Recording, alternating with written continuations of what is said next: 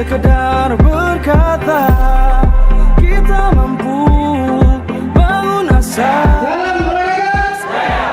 Penjuru Indonesia, mari semua kita menjunjung tinggi sportivitas. Di sini kita akan memperkuat persatuan, persaudaraan, dan juga prestasi. Membuka kegiatan technical meeting di sore hari ini. juga